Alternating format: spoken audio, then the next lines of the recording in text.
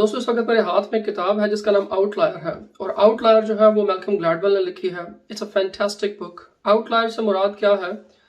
Outlier से मुराद एक extraordinary person, exceptional person जो होता है उसको बोलते हैं। जैसे मिसाल के तौर पे जब हम फुटबॉल की बात करते हैं तो उसमें क्रिस्टियानो रोनाल्डो या मेसी जो है ये आउटलायर्स हैं। इसी तरीके से आइंस्टाइन जो था वो आउटलायर था। तो हर फील्ड के अंदर आउटलायर्स होते हैं। तो इस किताब के अंदर मैल्कम ग्लैडवेल ने एक रूल जो है वो बयान किया। उसको हकीकत में पॉपुलराइज करने में मैल्कम ग्लैडवेल का बहुत ज़्यादा हाथ है। ये रूल जो है वो 10,000 आवर्स का रूल है कि और इस रूल में कहा जाता है कि अगर आप किसी भी फील्ड में हैं और उस फील्ड में अगर आप 10,000 घंटे गुजारते हैं तो फिर एक वक्त आता है 10,000 घंटे अगर आप डिलिबरेट प्रैक्टिस करते हैं तो उसके बाद उस फील्ड में आप मास्टर हो जाते हैं, एक्सपर्ट बन जाते हैं। एक्सपर्ट लिटरेचर पर या एक्सपर्टीज में इस दुनिया में सबसे ज़्यादा काम जो है वो एंडर एरिक्सन ने किया और रॉबर्ट पूल ने किया। एंडर एरिक्सन की जो किताब है पीक, उसके अंदर इसने इस आइडिया को बयान किया, 10,000 आवर्स वाले आइडिया को। उसके बारे में तो मैं आपको इंशाल्लाह अगली वीडियो में बताऊंगा पीक के बारे में कि एंडर एरिक्सन जो है वो इस आइडिया को कैसे बयान करता है। फिलहाल let's talk about this book outlier. तो आउटलायर के अंदर ग्लैडवेल कहता है कि अगर आप किसी भी फील्ड में एक्सपर्ट बनना चाहते हो, एक्सलेंस गेन करना चाहते हो, तो फिर आपको उस फील्ड में 10,000 घंटे जो है वो डिलिबरेट प्रैक्टिस करनी पड़ेगी। और जब आप डिलिबरेट प्रैक्टिस करते हो तो उसके बाद आप एक काबिल हो जाते हो कि people call you an expert in that field. Let's talk about this 10,000 hour rules के ये क्या है। इसकी थोड़ी सी मैं आपको हिस्ट्री बता दूं। हुआ ये कि 1990 की बात है, उसके शुरू में कुछ सोशल जो साइकोलॉजिस्ट थे जिनमें एंडर एरिक्सन भी शामिल था, ये लोग बर्लिन गए, जर्मनी के शहर बर्लिन गए और वहाँ पर एक म्यूज़िक एकेडमी थी जहाँ पर वायलिन बजाने की तरबियत दी जाती थी। उसमें एक्सपर्ट वायलिनिस्ट भी थे और उसके अलावा और भी काफ़ी म्यूजिशियंस वगैरह थे। तो उस वक़्त इन लोगों ने रिसर्च की और मुख्तलिफ़ किस्म के सवाल पूछे उन वायलिनिस्ट से। और उनमें एक सवाल ये भी था कि जब तुमने पहली दफ़ा वायलिन पकड़ा था उस वक़्त से लेकर और अब तक तुम कितने घंटे प्रैक्टिस कर चुके हो। तो इसमें डिफरेंट लोगों ने डिफरेंट आंसर दिया। कुछ लोगों ने कहा 7,000 घंटे, कुछ ने कहा 10,000 घंटे, कुछ ने कहा 20,000, कुछ ने 12,000, 15,000, मुख्तलिफ किस्म के आइडियाज़ दिए गए।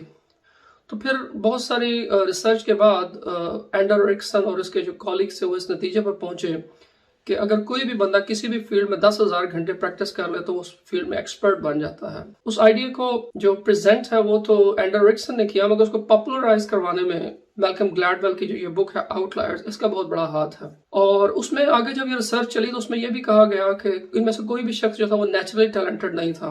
दरअसल एंडर एरिक्सन देख लें, डैन कॉयल देख लें, तो बहुत सारे साइकोलॉजिस्ट ऐसे हैं जो इस चीज़ पर बिलीव करते हैं कि नेचुरल टैलेंट नाम की कोई चीज़ दुनिया में एग्जिस्ट ही नहीं करती।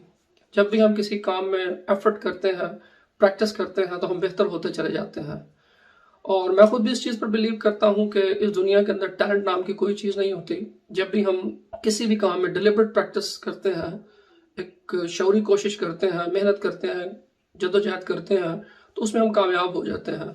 यहाँ पर मैं आपको अपनी ज़िंदगी से एक मिसाल देता हूँ जो आपको इस बात को समझने में मदद देगा कि नेचुरल टैलेंट नाम की कोई चीज़ भी नहीं होती। जब भी कोई भी इंसान किसी भी शोबे में एफर्ट करता है तो उसमें अच्छा हो जाता है।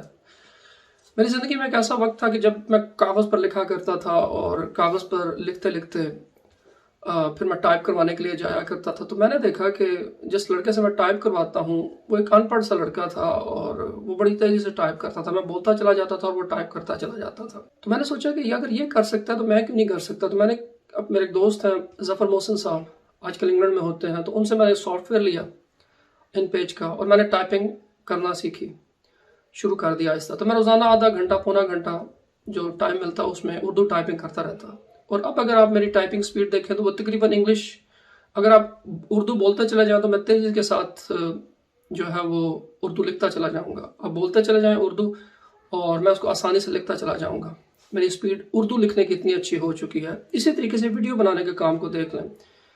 वीडियो बनाने के मामले में भी एडिटिंग हो गया और बैकग्राउंड लगाना और ये सब कुछ एक बड़ा मुश्किल काम लगता है। मगर मैं चूँकि इस चीज़ में नेचुरल टैलेंट के किसी फलसफे पर यकीन नहीं रखता तो मैंने इस काम को सीखा। और अब अगर मैं मेहनत करूं किसी भी वीडियो के ऊपर तो मैं किसी भी प्रोफेशनल जो वीडियो बनाने वाला होता है उससे अच्छी वीडियो बना सकता हूं।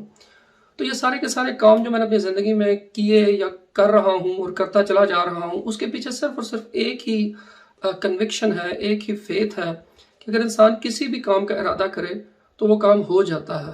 ہمیں ڈیلیبریٹ پریکٹس کرنی چاہیے، کوشش کرنی چاہیے۔ جیسے کہ بھی آپ اس ویڈیو میں دیکھ رہے ہیں کہ یہ میں اردو میں کتنی فراوانی کے ساتھ ٹائپ کر رہا ہوں، کتنی تیزی کے ساتھ میں ٹائپ کر رہا ہوں اور ٹائپ کرتا چلا جا رہا ہوں۔ میرے لیے لکھنا کوئی بھی مشکل نہیں ہے اردو میں۔ اب بظاہر میرا اردو سے کوئی تعلق نہیں ہے، میں کہیں پہ کوئی ٹائپسٹ بھی نہیں لگا ہوا، مگر اس کے باوجود میں نے ڈیلیبریٹ پریکٹس سے یہ سکل سیکھ لیا ہے۔ اسی طریقے سے ویڈیو بنانے کی، ایڈیٹنگ کی اور ایک پروفیشنل لیول کی ویڈیو میں بنانے کی صلاحیت رکھتا ہوں۔ تو یہ سب کچھ میں نے ڈیلیبریٹ پریکٹس سے ہی حاصل کیا۔ تو آگے چلتے ہیں، کہانی کو آگے لے کے تھوڑا سا چلتا ہوں اور آپ کو مزید 10,000 آورز کے بارے میں بتاتا ہوں۔ تو اس کتاب کے اندر اس نے ویسے تو بہت ساری مثالیں دی ہیں گلیڈویل نے، مگر 2 مثالیں میں اس وقت اس ویڈیو میں آپ کو شیئر کرنا چاہتا ہوں۔ ایک تو اس نے بل گیٹس کے بارے میں مثال دی کہ بل گیٹس کے بارے میں جب اس نے بات کی کہ جب وہ لیک سائڈ اکیڈمی سیاٹل میں پڑھا کرتا تھا تو وہ 8th گریڈ میں تھا جب اسے کمپیوٹر جو تھا وہ مہیا تھا، اور وہ اور اس کا دوست جو تھا وہ یعنی کہ کافی دیر گھنٹوں جو ہے وہ اسکول کی لیب کے اندر پروگرامنگ وغیرہ کیا کرتے تھے۔ پھر اس کے علاوہ اس نے جو بات کی وہ بڑی دلچسپ تھی کہ بل گیٹس کا جو گھر ہے اس سے تقریباً 2-3 میل کے فاصلے پر یونیورسٹی آف واشنگٹن تھی، اور یونیورسٹی آف واشنگٹن میں صبح 2 بجے سے لے کے صبح 6 بجے تک جو تھا وہ کمپیوٹر جو ٹرمینل تھا وہ فری ہوتا تھا۔ تو اس کے دوست پال ایلن نے سے یہ بات بتائی، تو یہ کیا کرتا تھا کہ رات کو جلدی سو جاتا تھا، تو 2 بجے کے قریب اٹھتا تھا، اپنے گھر کی دیوار پھلانگتا تھا اور پھر یونیورسٹی آف واشنگٹن چلا جاتا تھا، جہاں پر جا کر یہ صبح 2 بجے سے لے کے 6 بجے تک کمپیوٹر کو استعمال کرتا تھا، کیونکہ at that time computer was completely free, کوئی بھی اسے استعمال نہیں کر رہا ہوتا تھا۔ تو گلیڈویل لکھتا ہے کہ جو بل گیٹس تھا اس کے جو ٹین ایج تھے وہ سارے کے سارے پروگرامنگ میں گزرے، تو اس نے یہ جو 10 گھنٹے کی جو پریکٹس ہے، ڈیلیبریٹ پریکٹس جو ہے وہ اس انداز میں کی۔ آگے چل کے وہ جو مشہور بینڈ ہے بیٹلز اس کی بات کرتا ہے اور بڑی تفصیل سے اس بک میں اس بات کو بیان کرتا ہے کہ اگر کوئی بھی شخص کسی بھی فیلڈ میں ایکسپرٹ بننا چاہتا ہے تو اس کو اس فیلڈ میں 10,000 گھنٹے ڈیلیبریٹ پریکٹس کرنے چاہیے۔ یہاں پر تھوڑا سا میں آپ کو ایک اور بات بھی بتا دوں، چونکہ میں نے وہ کتاب پڑھی ہوئی ہے جس کے اندر یہ اینڈرو ریکسن نے یہ آئیڈیا پیش کیا، تو اس میں ایسا نہیں ہے کہ ایک انسان 10,000 گھنٹے، کیونکہ جب اس نے پریکٹس کی بات کی اپنی کتاب کے اندر اینڈرو ریکسن اور رابرٹ پول نے، تو اس نے 3 طرح کی پریکٹس کی بات کی۔ ایک نائیو پریکٹس ہوتی ہے، ایک پرپسفل پریکٹس ہوتی ہے اور ایک ڈیلیبریٹ پریکٹس ہوتی ہے۔ تو نائیو پریکٹس یہ ہوتی ہے کہ آپ کوئی بھی کام بس کرتے چلے جا رہے ہو، بس ریپیٹڈ ایک کام ریپیٹ کرتے چلے جاتے ہو، تو اس سے آپ تھوڑا بہت بہتر ہوتے ہو، بہت بہتر نہیں ہوتے ہو۔ آپ جو ہے وہ پرپسفل پریکٹس کرو۔ پرپسفل پریکٹس سے کیا مراد ہوتا ہے کہ آپ کے اسپیسیفک گولز ہوں، آپ کے سامنے ایک ٹارگٹ ہو، آپ فوکسڈ ہوں، اور you should come out of your comfort zone, comfort zone سے آپ باہر آئیں۔ تو یہ اس نے پرپسفل پریکٹس کہی، ورنہ ادروائز اگر آپ نے بہت سارے ایسے لوگ دیکھے ہوں گے جو 10-20 سال سے ڈرائیونگ کر رہے ہیں مگر کسی بھی فٹ پاتھ پر چڑھا دیں گے، تو وہ نائیو پریکٹس کرتے ہیں۔ یہ کہتا ہے پرپسفل، جبکہ اس کے نزدیک ایک اور پریکٹس جو سب سے زیادہ امپورٹنٹ ہے وہ ہے گولڈ سٹینڈرڈ پریکٹس، جسے یہ ڈیلیبریٹ پریکٹس کہتا ہے۔ ڈیلیبریٹ پریکٹس کے اندر ساری چیزیں جو ہیں وہ پرپسفل پریکٹس والی ہی ہوتی ہیں، مگر اس کے اندر مینٹور ہوتا ہے جو آپ کو قدم قدم پر گائیڈ کرتا ہے، آپ کہاں غلطی کر رہے ہو، ایک ٹیچر ہوتا ہے۔ تو اس وجہ سے بہت سارے لوگ جب 10,000 گھنٹے کی بات بھی کرتے ہیں تو 10,000 گھنٹے ڈیلیبریٹ پریکٹس سے کیا مراد ہے کہ اس میں آپ کے پاس اسپیسیفک گولز ہوں، آپ فوکسڈ ہوں، and you should come out of your comfort zone سے باہر آئیں اور خود کو اسٹریچ کریں تھوڑا سا تب۔ اور اس میں جو آخری چیز ہے وہ یہ ہے کہ آپ کا کوئی مینٹور ہونا چاہیے جو آپ کو قدم قدم پر بتائے کہ آپ یہاں پر غلطی کر رہے ہو، یہاں پر آپ نے غلطی کی ہے۔